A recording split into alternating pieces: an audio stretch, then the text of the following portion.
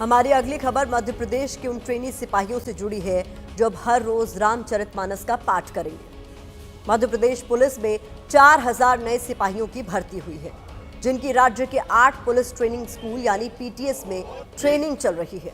इनमें से करीब 10% ट्रेनी सिपाहियों ने 9 महीने की ट्रेनिंग के लिए अलग अलग वजह बताकर अपने घर के पास पड़ने वाले ट्रेनिंग सेंटर में ट्रेनिंग लेने की अर्जी लगाई है, जिसके बाद एमपी पुलिस के एडीजी ट्रेनिंग राजा बाबू सिंह ने सभी ट्रेनी सिपाहियों को अनुशासन के साथ आध्यात्म का पाठ पढ़ाया है। एडीजी राजा बाबू ने निर्देश दिए हैं कि सभी ट्रेनी रामचरितमानस का हर रोज शाम को पाठ करें, जिससे उनका पूरा जीवन बदल जाएगा।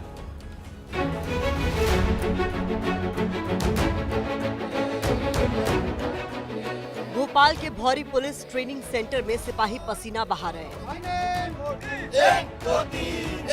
इन्हीं सिपाहियों को अगले 30 सालों तक मध्य प्रदेश की सेवा करनी है, लेकिन भविष्य के लिए तैयार हो रहे इन सिपाहियों की ट्रेनिंग चर्चा में है,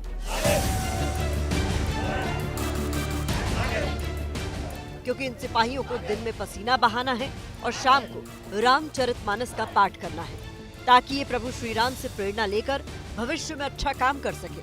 ये जवान यहाँ पर पुलिस की जो कंपलसरी ट्रेनिंग है वो तो लेंगे ही, लेकिन इस बार ये रामचरितमानस से भी प्रेरणा लेंगे और मध्य प्रदेश पुलिस के ये रिक्रूट्स जो हैं वो भी अपनी 9 महीने की ट्रेनिंग के बाद अपने चरित्र को निखारने और आगे आने वाले उनके करियर के लिए एक आदर्श भगवान राम से लेने की यहाँ पर कोशिश कर रहे हैं। दरअसल कुछ ट्रेनी सिपाहियों ने अर्जी लगाई है कि वो उनके गृह जिले के पास पड़ने वाले ट्रेनिंग सेंटर में ट्रेनिंग लेना चाहते हैं। कुल 4000 ट्रेनी सिपाहियों में से ऐसे सिपाहियों की संख्या करीब 10% है। बहुत सारे एप्लीकेशन आ रहे थे कि हमें पीटीएस चेंज कर दिया जाए। भीड़ लगी हुई थी। कोई ये रीजन दे रहा था कि मेरे घर में माँ बीमार है। तो मैं कल जब एड्रेस कर रहा था सारे एसपी पीटीएस को, तो मैंने ये कहा कि आप इनकी काउंसलिंग करिए, मोटिवेट करिए। जिसके बाद एडीजी राजा बाबू सिंह ने नए रिक्रूटर्स को रामचरितमानस की मिसाल दी, प्रभु श्री राम के वनवास की याद दिलाई, उन्हें बताया कि कैसे प्रभु श्री राम 14 बरस तक वनवास में रहे थे। रामचरितमानस में हमारा जो सनातन का ग्रंथ है, उसमें भगवान राम 14 साल वनवास रहे और भगवान राम 14 साल में कितना ग्रोथ उनकी हुई थी भगवान राम।